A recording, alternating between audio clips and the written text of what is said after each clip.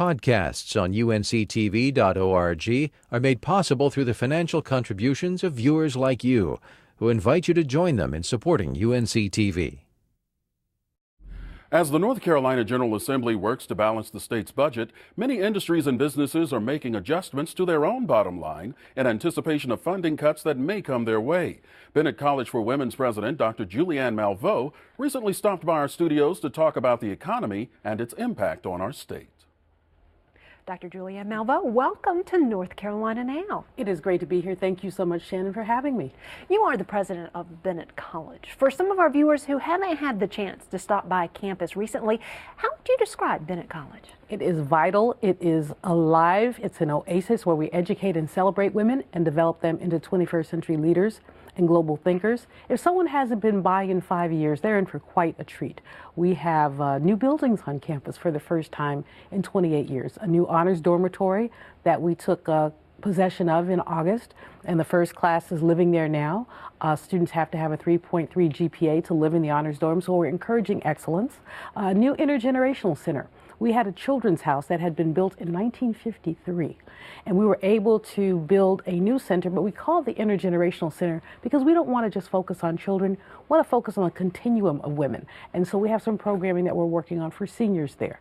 The Pièce de Résistance is the Global Learning Center, which construction continues on, but we had our first opportunity last week during our board meeting to show it off a little bit, and it has just exceeded every single expectation.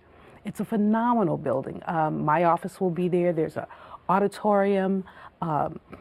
There is a multi-purpose room that can seat up to about 350 people for dinings, which means for our smaller functions, we don't have to go out to hotels.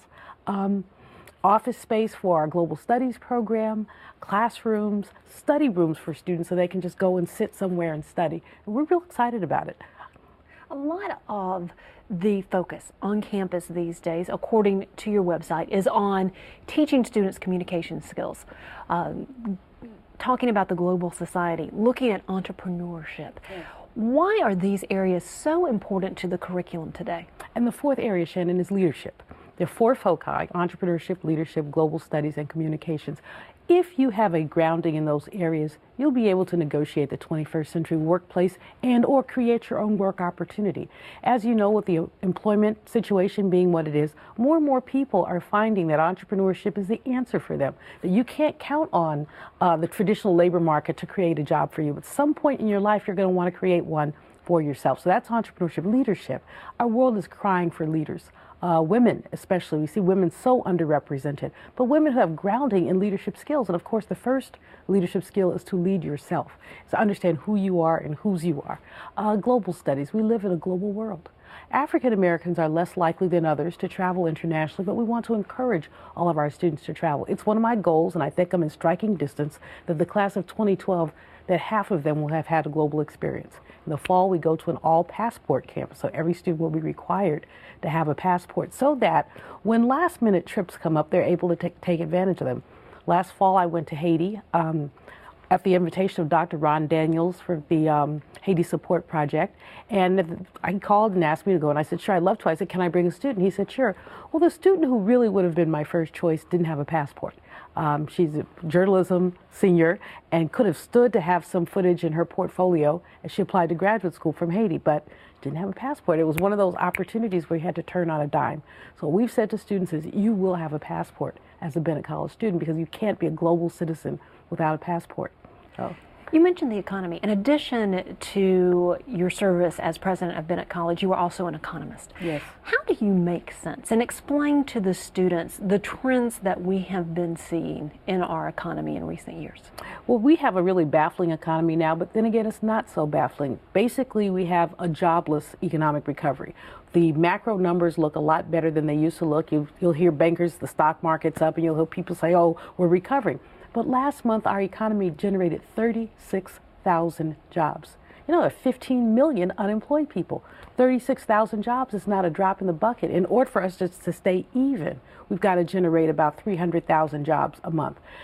We have not done what we should with tax policy to encourage employers to create more jobs. So it's cheaper to take a job offshore than it is to have it here. So we really haven't done the right thing by our young people, because these are the people we're training. They need employment opportunities. They need to feel connected to the economy.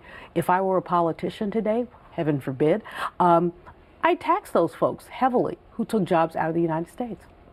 So as you look at the economic trends and look ahead 6 months to a year, where do you see the economy heading? I think we're going to maintain the situation that we have. I expect that President Obama has worked very hard. He's under pressure now to work very hard to get that unemployment rate down. It was at 9 last month, which is an improvement. And we're hoping to see a number that's something more like 7. But I think it's going to take into 2013, 2014 to see a 7% number. I think his reelection opportunities are jeopardized if he doesn't get us closer to an 8 than a 9. Nationally, you do a lot of speaking engagements as well as writing. What are some of the other issues that you're focusing attention on these days? Well, education and the economy are my top issues, but of course it's Black History Month. I look at African American people and, our opportunities. I've got a new book out called Surviving and Thriving, 365 Facts in Black Economic History, because when people think of Black History Month, they don't tend to think of the economic history. Some of the other things that I've been looking at are around the environment. Something that our students are interested in, and I traveled to Copenhagen a year and a half ago for COP15, and so we've maintained an interest in environmental issues. Women's issues, of course, always.